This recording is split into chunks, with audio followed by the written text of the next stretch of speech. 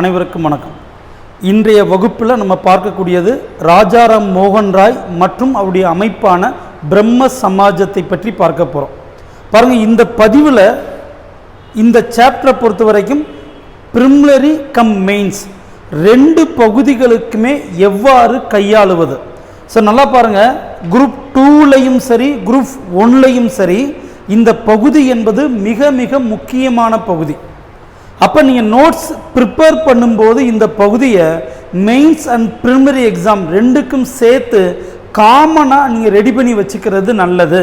So அப்படி காமனாக நீங்கள் ரெடி பண்ணி வச்சுட்டீங்க அப்படின்னா ஒரே நேரத்தில் ரெண்டு தேர்வுகள்லையும் நீங்கள் வெற்றி பெறலாம். அதே மாதிரி மெயின்ஸ் எக்ஸாமினேஷனை பொறுத்த வரைக்கும் ஒரு டாபிக் கொடுக்குறாங்க. உதாரணத்திற்கு பிரம்ம சமாஜம் ராஜாராம் மோகன் ராய் பற்றி எழுதுக கொடுத்தாங்க அப்படின்னா 3 marks, 6 mark, 5 mark, 10 mark, 15 mark, எத்தனை மதிப்பெண்கள் கேள்வியாக இருந்தாலும் உங்களுக்கு எழுத தெரியணும். இப்போ ராஜாராம் மோகன் ராயை வெறும் 2 மதிப்பெண் கேட்டாலும் எழுத தெரியணும். அதே ராஜாராம் மோகன் ராய் 15 மதிப்பெண் வினாவில் வந்தாலும் உங்களுக்கு எழுத தெரியணும், மறந்துடக்கூடாது. சரிங்களா? ஸோ வாங்க கவனமாக லிசன் பண்ணுங்க. பாருங்க, ஃபர்ஸ்ட் பிரம்ம சமாஜம் ராஜாராம் மோகன் ராய். பாருங்க, 19ஆம் நூற்றாண்டில் இந்தியாவில் தோன்றிய சமூக மறுமலர்ச்சி இயக்கங்களில் மிக முக்கியமானது பிரம்ம சமாஜம். அந்த அமைப்பை தோற்றுவித்தவர் ராஜாராம் மோகன் ராய். இந்திய மறுமலர்ச்சியின் தந்தை என்றும் இந்திய மறுமலர்ச்சியின் விடிவெள்ளி, த ஹெரால்ட் ஆஃப் நியூ ஏஜ் என்றும் அழைக்கப்படக்கூடியவர். அப்ப ராஜாராம் மோகன் ராய் பற்றிய முக்கியமான தகவல்கள் என்னென்ன பாருங்க. மே 22, 1772 வங்காளத்தில் ராதா நகர் என்கிற இடத்தில் பிறந்தார். ஒரு வைதீக பிராமண குடும்பத்தில். பாருங்க, இவங்க ஃபேமிலி மெம்பர்ஸ் ஃபுல்லாவே பார்த்தீங்கன்னாக்க அந்த பிராமண கலாச்சாரத்தை முழுமையாக கடைபிடிக்கக்கூடியவர்கள்.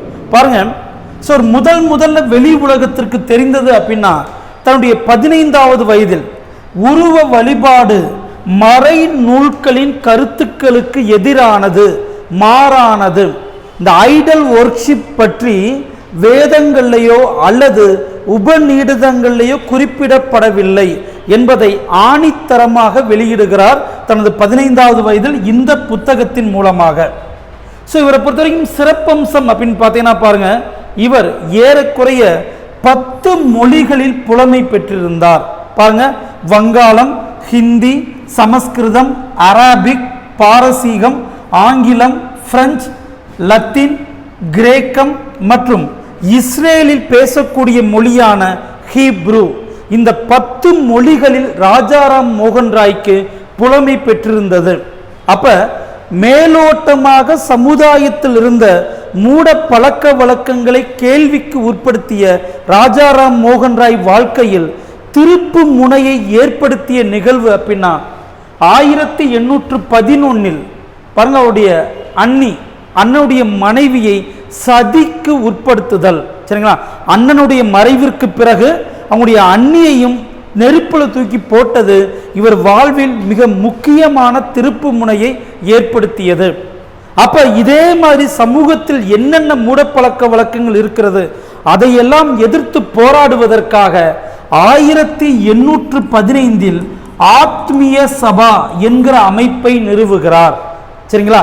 இப்ப இந்த ஆத்மீய சபா 1828 பிரம்ம சமாஜமாக மாறியிருக்கும். அப்ப இந்த ஆத்மீய சபா மூலமாக 1818 கல்கத்தாவில் சதிக்கு எதிராக மக்கள் கூட்டங்களை நடத்தியிருப்பார். பெரும்பான்மையான மக்கள் சதிக்கு எதிரான கருத்தை பதிவு செய்ததால் ராஜாராம் மோகன் ராய் வில்லியம் பெண்டிங்கை ஃபோர்ஸ் பண்ணி அல்லது ராஜாராம் மோகன் ராய் உதவியோடு வில்லியம் பெண்டிங் பிரபு பாருங்க, டிசம்பர் 4, 1829 ரெகுலேஷன் நம்பர் 17 என்று சொல்லக்கூடிய சதி ஒழிப்பு சட்டத்தை நடைமுறைப்படுத்தி இருப்பார். சதி என்பது ஒரு குற்றமாக அறிவிக்கப்பட்டிருக்கும். இதில் இருக்கக்கூடிய எல்லா தகவல்களுமே பிரிலிமினரி எக்ஸாமினேஷனுக்கு முக்கியம். அதே மாதிரி ராஜாராம் மோகன் ராய் பற்றி எழுதும்போது இந்த டேட்டாஸ் எல்லாமே கட்டாயம் தேர்வில் இடம்பெற வேண்டும். நீங்கள் ஒரு மேலோட்டமாக இந்த தகவலை எழுதுறதுக்கும் இந்த டேட்டாவோடு எழுதுவதற்கும் மதிப்பெண் வேரியேஷன்ஸ் இருக்கியா சொல்ல, இந்த டேட்டாஸ் எல்லாத்தையும் மறந்துடக்கூடாது. சரிங்களா? சரி, அதுக்கடுத்து பாருங்க, ராஜாராம் மோகன் ராய்க்கு 1830 ராஜா என்கிற பட்டத்தை வழங்கியவர் முகலாய பேரரசர் 2ஆம் அக்பர். அதன் பிறகு பாருங்க, செப்டம்பர் 27, 1833 இங்கிலாந்தில் பிரிஸ்டோல் நகரில் ராஜாராம் மோகன் ராய் மறைந்தார். ராஜாராம் மோகன் ராய் மறைந்த இடம் என்பது இங்கிலாந்துல பிரிஸ்டோல், மறைந்த தேதி மறந்துடக்கூடாது. அப்ப இந்த தேதி எங்க சார் இருக்குன்னு கேட்டீங்கன்னா 12th ஸ்டாண்டர்ட் எத்திக்ஸ் புக்கில் கொடுத்துருக்காங்க, வேற வழி இல்லை, கட்டாயம் பார்த்துருங்க. இது ஹிஸ்டரி புக்கில் இல்லை, ஆனால் எத்திக்ஸ் புக்கில் இந்த தேதி கொடுக்கப்பட்டு இருப்பதால் நம்ம பார்த்துட்டு போயிடுறது நல்லது. சரிங்களா? அப்போ இதுவரைக்கும் நம்ம பார்த்தது ராஜாராம் மோகன் ராயினுடைய பர்சனல் லைஃப் பற்றி. இப்போ அடுத்து வாங்க, பிரம்ம சமாஜத்தின் தோற்றம் பாருங்க. பிரம்ம சமாஜம் சமூகத்தில் இருக்கக்கூடிய மூட பழக்க வழக்கங்களை நீக்குவதற்காக 1815 கல்கத்தாவில் ஆத்மிய சபா என்கிற அமைப்பை நிறுவுகிறார். இந்த ஆத்மிய சபா 1828 பிரம்ம சமாஜம் என்று மாறுகிறது. சரிங்களா? சரி பாருங்க, அதற்கடுத்து அப்ப இந்த பிரம்ம சமாஜத்தினுடைய அடிப்படை நோக்கம் என்பது என்ன? சமூகத்தில் இருக்கக்கூடிய ஹிந்து சமுதாயத்தில் இருக்கக்கூடிய மூட பழக்க வழக்கங்களை கேள்விக்கு உட்படுத்துதல் அல்லது அதை எதிர்த்து போராடுதல். அதுக்கடுத்து பாருங்க, ஆகஸ்ட் 20, 1828 கல்கத்தாவில் ஒரு கோவிலை கட்டியிருக்கிறார். அங்கு எந்த சிலையும் வைக்கப்படவில்லை, அனைத்து மதங்களும் சமமாகவே நடத்தப்படுகிறது. ஸோ பிரம்ம சமாஜம் மறந்துடக்கூடாது. அடுத்து பாருங்க, ராஜாராம் மோகன் ராயினுடைய கோட்பாடுகள். இது இந்த கோட்பாடுகளை பாருங்களேன், ராஜாராம் மோகன் ராயின் கோட்பாடுகள் சொன்னாலும் ஓகே, அல்லது பிரம்ம சமாஜத்தின் கோட்பாடுகள்னாலும் சேம் ஆன்சர் தான். த பிரின்சிபல்ஸ் ஆஃப் ராஜாராம் மோகன் ராய் ஆர் பிரம்ம சமாஜம். ஃபர்ஸ்ட் பாருங்க, ஹிந்து சமுதாயத்தில் இருக்கக்கூடிய தேவையற்ற சடங்குகள் சம்பிரதாயங்களை எதிர்த்தார். அதுக்கடுத்து பாருங்க, ஒரு கடவுள் கொள்கையை வலியுறுத்தினார், உருவ வழிபாடை எதிர்த்தார். கவனமா பார்க்கணும், ஒரு கடவுள் கொள்கையை, இந்த மோனோதிசம், ராஜாராம் மோகன் ராய் வலியுறுத்தியது மோனோதிசம். அதே நேரத்தில் he against idol worship, உருவ வழிபாட்டை எதிர்த்திருப்பார்.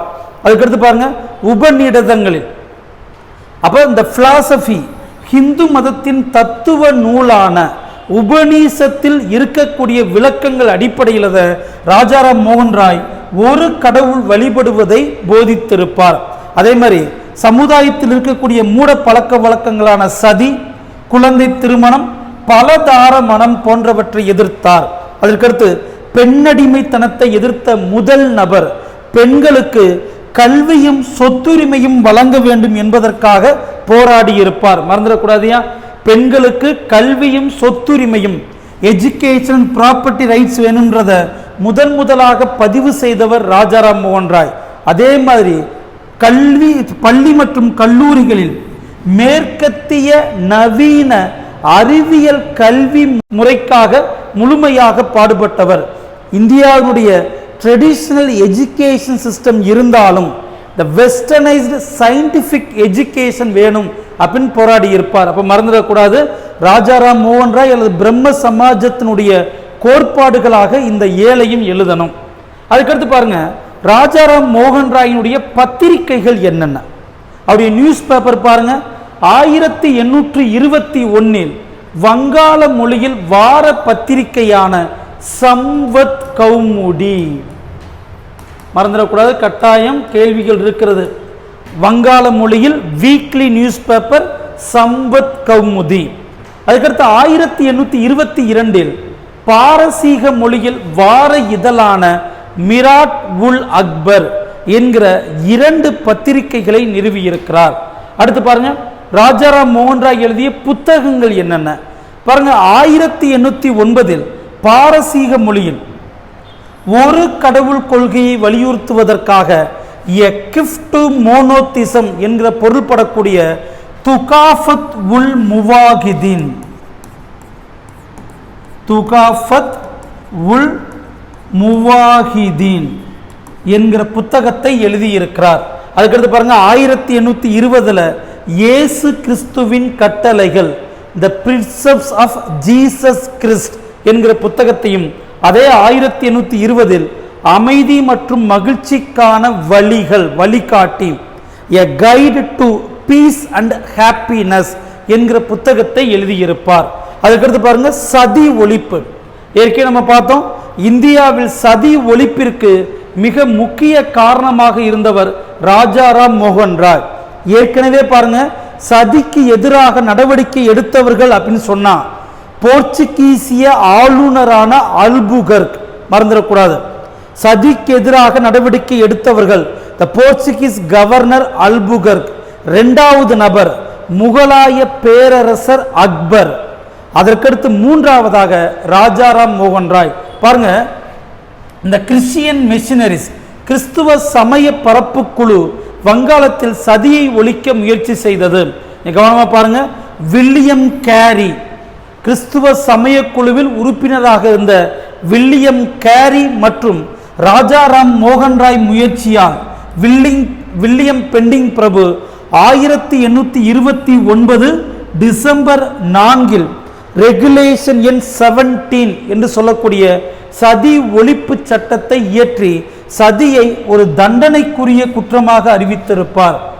இந்த டிசம்பர் 4 தேதியும் நமக்கு கேள்வி வந்திருக்கு. ரெகுலேஷன் 17, ஒழுங்குமுறை எண் 17 எதோடு தொடர்புடையது என்கிற கேள்வியும் நமக்கு வந்திருக்கிறது, மறந்துடக்கூடாது. அதுக்கடுத்து பாருங்க, 1861 விக்டோரிய மகாராணியின் ஆட்சி காலத்தில் சதி, பாருங்க, சதி இந்தியா முழுவதும் தடை செய்யப்பட்டது. இந்த கேள்வியெல்லாம் கேட்டாங்கனாக்க கண்டிப்பா யாருக்கும் தெரியாது. சதி இந்தியா முழுவதும் தடை செய்யப்பட்டது 1861. வங்காளத்தில் தடை செய்யப்பட்டது 1829. ஏன்னா இந்த டேட்டாஸ் 1861ன்றது 12th ஸ்டாண்டர்ட் எத்திக்ஸ் புக்கில் மிக தெளிவாக ஒரு பாக்ஸ் இன்ஃபர்மேஷனாகவே இருக்கு, மறந்துடக்கூடாது, கவனமாக நோட் பண்ணிடணும். அதுக்கடுத்து பாருங்க, ராஜாராம் மோகன் ராயினுடைய கல்வி பணிகள் என்ன? டேவிட் ஹேர் மற்றும் அலெக்சாண்டர் டஃப் என்பவரோடு இணைந்து ராஜாராம் மோகன் ராய் 1817 கல்கத்தாவில் ஹிந்து கல்லூரியை நிறுவினார். சரிங்களா?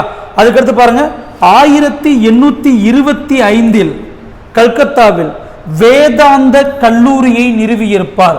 சரிங்களா? இது ரெண்டுமே பாருங்க ராஜாராம் மோகன் ராயினுடைய கல்வி பணிகள். 1817 கல்கத்தாவில் ஹிந்து காலேஜ், 1825 கல்கத்தாவில் வேதாந்தா காலேஜ் என்கிற 2 கல்லூரிகள் ராஜாராம் மோகன் ராய் முயற்சியால் உருவாக்கப்பட்டிருக்கிறது. சரி, இப்போ அடுத்து பாருங்க, ராஜாராம் மோகன் ராய் பற்றிய மதிப்பீடு என்ன? கட்டாயம் வரக்கூடியது. ராஜாராம் மோகன் ராயினுடைய சிறப்பு பெயர்கள் என்னென்ன பாருங்க. இந்து சமயத்தை சீர்திருத்திய செம்மல், இந்திய மறுமலர்ச்சியின் தந்தை, ஃபாதர் ஆஃப் இந்தியன் ரினைசன்ஸ், இந்தியாவின் விடிவெள்ளி, ஹெரால்ட் ஆஃப் நியூ ஏஜ், இந்திய தேசியத்தின் முன்னோடி, த பயோனியர் ஆஃப் இந்தியன் நேஷனலிசம், இந்தியாவின் புத்துலக சிற்பி அப்படின்னு சொல்லிட்டு பல்வேறு சிறப்பு பெயர்களால் இவர் அழைக்கப்பட்டதாக ஒன்ஸ் அகைன் சொல்றேன், எத்திக்ஸ் புக்கில் பதிவு செய்திருக்கிறார்கள். வேற வழி இல்லை, கட்டாயம் இதை படிச்சிருங்க. அதுக்கடுத்து பாருங்க, ராஜாராம் மோகன் ராய் பற்றி பாருங்க. உலகிலேயே நவீன முறையில் சமய ஒற்றுமைக்காக பாடுபட்டவர் ராஜாராம் மோகன் ராய் என்று குறிப்பிடக்கூடியவர் சர் மோனியர் வில்லியம். உலகத்திலே பாருங்க, நவீன முறையில் சமய ஒற்றுமைக்காக பாடுபட்டவர் ராஜாராம் மோகன் ராய் என்று குறிப்பிடக்கூடியவர் சர் மோனியர் வில்லியம். அதேமே பாருங்க, உலக மனிதாபிமானம், ஆன்மீகம், அரசியல் ஆகியவற்றோடு இணைந்து ஒரு பரந்த மனித மதத்தை கண்டவர் ராஜாராம் மோகன் ராய். ஒரு பரந்த மனித மதத்தை கண்டவர் ராஜாராம் மோகன் ராய் என்று குறிப்பிடக்கூடியவர் வரலாற்று ஆசிரியர் சீல். பாருங்க, இவங்க 2 பேருமே புக்கில் தான் இருக்கு, புத்தகத்தை தாண்டி உங்களுக்கு வெளியிலிருந்து எடுக்கலை. நீங்கள் மெயின்ஸில் எழுதும்போது கட்டாயம் ஸ்கூல் புக்கில் இருக்கக்கூடிய எந்த தகவலையும் மிஸ் பண்ணக்கூடாது. நீங்கள் எக்ஸ்ட்ராவாக வெளியிலிருந்து எவ்வளவு தகவல் வேணாலும் கொண்டுட்டு வாங்க, தப்பு கிடையாது. ஆனால் ஸ்கூல் புக்கில் இருக்கக்கூடிய தகவல் எழுதாமல் நீங்கள் எக்ஸ்ட்ரா தகவலை கொண்டு வர வேண்டாம். அதனால தான் யூபிஎஸ்சியில் கிளியர் பண்ணக்கூடிய பல பேர் டிஎன்பிஎஸ்சியுடைய மெயின்ஸ் எக்ஸாமில் ஃபெயில் ஆவதற்கு காரணம், இங்கே பெரும்பாலும் ஸ்கூல் புக்கில் என்ன இருக்கோ அந்த தகவலை எழுதிட்டு கூடுதலாக நீங்கள் எவ்வளவு தகவல் வேணாலும் கொடுங்க, ஆட்டோமேட்டிக்காக நீங்கள் முதல் இடத்துக்கு வந்துடுவீங்க. சரி, அப்போ ராஜாராம் மோகன் ராய் பற்றிய மதிப்பீடுகள் மறந்துடக்கூடாது. சரி பாருங்க, 1833 ராஜாராம் மோகன் ராய் மறைவிற்கு பிறகு இந்த பிரம்ம சமாஜத்தை வழிநடத்தியது தேவேந்திரநாத் தாகூர் மற்றும் கேசவ் சந்திர சென், 2 பேர். பாருங்க, ஃபர்ஸ்ட் கேட்க தேவேந்திரநாத் தாகூர் ரவீந்திரநாத் தாகூருடைய தந்தை. 1838 தேவேந்திரநாத் தாகூர் தத்துவ போதினி சபா என்கிற அமைப்பையும் தத்துவ போதினி பத்திரிகா என்கிற நியூஸ் பேப்பரையும் நிறுவியிருக்கிறார். அதே பாருங்க, 1861 தேவேந்திரநாத் தாகூர் நிறுவிய பத்திரிகை தான் இந்தியன் மிரர். இந்த இந்தியன் மிரருக்கு ஒரு சிறப்பம்சம் உண்டு. இந்தியாவில் இந்தியரால் ஆங்கில மொழியில் உருவாக்கப்பட்ட முதல் நாளிதழ், the daily newspaper in English language by Indians. மறந்துடக்கூடாது, இந்தியன் மிரர் தேவேந்திரநாத் தாகூர். சரிங்களா? அப்ப ராஜாராம் மோகன் ராய் பிரம்ம சமாஜுடைய கருத்துக்களை முழுமையாக பரப்பக்கூடிய பணியில் ஈடுபட்டிருப்பார். அதுக்கடுத்து அடுத்த மிக முக்கிய தலைவர் பாருங்க, கேசவ் சந்திரசன்.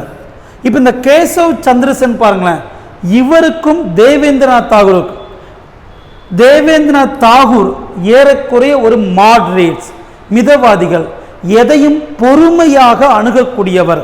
ஆனால் இந்த கேசவ் சந்திரசன் குரூப் இருக்காங்களே இளைஞர்கள், எதையும் விரைவான மாற்றத்தை விரும்பினார்கள். அவ பாருங்க, இளைஞர்கள் கேசவ் சந்திரசன் தலைமையில் மிக வேகமான மாற்றத்தை விரும்புகிறார்கள். ஆனால் மிதவாத எண்ணம் கொண்ட தேவேந்திரநாத் தாகூர் படிப்படியாக மாற்றத்தை விரும்புகிறார்கள். இந்த கருத்து வேறுபாட்டின் காரணமாக 1866 பிரம்ம சமாஜம் 2 பிரிவுகளாக பிரிகிறது. பாருங்க, பிரம்ம சமாஜம் 2 பிரிவுகளாக பிரிகிறது. ஆதி பிரம்ம சமாஜ், பிரம்ம சமாஜ் ஆஃப் இந்தியா. இப்ப இந்த ஆதி பிரம்ம சமாஜ் பொறுத்த வரைக்கும் தேவேந்திரநாத் தாகூர், பிரம்ம சமாஜ் ஆஃப் இந்தியா பொறுத்த வரைக்கும் கேசவ் சந்திரசன். பாருங்க, 2 அமைப்புகளாக பிரம்ம சமாஜ் பிரிந்தது 1866.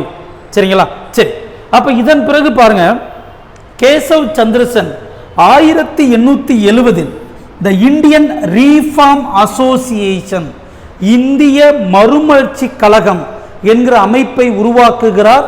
அந்த அமைப்பின் தொடர் போராட்டத்தின் காரணமாக 1872 ஸ்பெஷல் மேரேஜ் ஆக்ட், சிறப்பு திருமண சட்டம் இயற்றப்பட்டு ஆண் மற்றும் பெண்களின் திருமண வயது நிர்ணயிக்கப்படுகிறது. ஆண்களுக்கு 18ஆகவும் பெண்களுக்கு 14ஆகவும் திருமண வயது நிர்ணயிக்கப்படுகிறது. சரிங்களா? இப்போ பாருங்க, அப்ப கேசவ் சந்திரசன் குழந்தை திருமணத்திற்கு எதிராக மிக அருமையான பல போராட்டங்களை நடத்தி இருக்கிறார். ஆனால் பாருங்க, அவர் செய்யக்கூடிய மிகப்பெரிய தவறு என்பது 1878 தனது 14 வயது, அதாவது 14 வயது பூர்த்தி அடையாத 14 வயது அப்பதான் ஸ்டார்ட் ஆகிருக்கும். அப்போ முடிஞ்சதை கணக்கு பண்ணீங்கன்னா 13 வயது. அப்ப பாருங்க, தனது 13 வயது மகளை என்ன பண்றாருனாக்க மகாராஜா ஆஃப் கூச் பீகார், கூச் பீகாருடைய மகாராஜா இளவரசருக்கு திருமணம் செய்து வைக்கிறார். அப்ப இந்த திருமணத்தை எதிர்த்த, அதாவது குழந்தை திருமணத்தை எதிர்த்த கேசவ் சந்திரசனுடைய சென்னை பின்பற்றியவர்களான ஆனந்த் மோகன் போஸ் மற்றும் சிவ்நாத் சாஸ்திரி போன்றோர் இந்த குழந்தை திருமணத்தை எதிர்க்கிறார்கள். அவர்கள் சாதாரண பிரம்ம சமாஜம் என்கிற அமைப்பை நிறுவியிருப்பார்கள். சரிங்களா? ஸோ இதன் மூலமாக பாருங்க, பிரம்ம சமாஜம் படிப்படியாக தனது சக்தியை இழந்திருக்கும். இதே நேரத்தில் இந்தியன் ரீஃபார்ம் அசோசியேஷன் ஐஎன்சின்னு சொல்லிட்டு இந்திய விடுதலை போராட்டம் வேறொரு களத்திற்கு சென்றிருக்கும். சரிங்களா? அப்போ இந்த அமைப்பில் இருக்கக்கூடியவங்க எல்லாருமே இந்திய விடுதலை போராட்டத்தில் பங்கு பெற ஆரம்பித்திருப்பார்கள். இப்போ கவனமாக பாருங்க, இவ்வளவு நான் சொன்ன இந்த டேட்டாஸ் எல்லாமே தான் பிரிமினரி எக்ஸாமினேஷனுக்கு. ஆனால் அதே நேரத்தில் நீங்கள் மெயின்ஸ் எழுதும்போது நான் சொன்ன மாதிரி அனைத்து தலைப்புகளும் கட்டாயம் இருக்கணும். ஒரு தலைப்பு, அந்த தலைப்புக்கு கீழே பாயிண்ட், இந்த மாதிரி ஒரு தலைப்பு பாயிண்ட்டை நீங்கள் எழுதுனா மட்டும்தான் கட்டாயம் நீங்கள் மெயின்ஸ் எக்ஸாமில் தேர்ச்சி பெற முடியும். மறந்துடக்கூடாது. சரிங்களா? அப்போ இந்த நோட்ஸ் கீழே இருக்கக்கூடிய லிங்கில் அவைலபிளாக இருக்கும், மாணவர்கள் பயன்படுத்திக்கங்க. ஸோ அதே மாதிரி பாருங்கள், நமது மதுரை RKIS அகாடமி வரக்கூடிய செப்டம்பர் 17ஆம் தேதியிலிருந்து டிஎன்பிசிக்கான புதிய வகுப்புகளையும் காவல்துறை சப் இன்ஸ்பெக்டருக்கான புதிய வகுப்புகளையும் ஆரம்பிக்கிறோம். கட்டாயம் மாணவர்கள் பயன்பெற்றுக் கொள்ளவும். அதே மாதிரி செப்டம்பர் 22ஆம் தேதியிலிருந்து 2A குரூப் 2A இரண்டிற்குமான மெயின்ஸ் வகுப்புகள் நடைபெறப் போகிறது. மொத்தம் 45 தேர்வுகள் தெளிவாக உங்களுக்கு தமிழ் மற்றும் ஆங்கில மொழியில் ஸ்டடி மெட்டீரியல்ஸ் மிக தெளிவாக இருக்கும். அதே மாதிரி நீங்கள் மெயின்ஸ் ரிட்டன் டெஸ்ட் எழுதும்போது எழுதிய நாளிலிருந்து 3 நாட்களுக்குள் உங்கள் பேப்பர், உங்களுடைய விடைத்தாள் மதிப்பீடு செய்யப்பட்டு தெளிவான விளக்கங்கள் உங்களுக்கு நேரடியாக வழங்கப்படும். சரிங்களா? மாணவர்கள் கட்டாயம் பயன்படுத்திக் கொள்ளவும். மேற்கொண்டு ஏதேனும் சந்தேகம் இருந்தால் எங்களுடைய கைபேசி எண்ணில் எங்களை தொடர்பு கொள்ளலாம். ஸோ நன்றி. அடுத்த பதிவில் பார்க்கலாம்.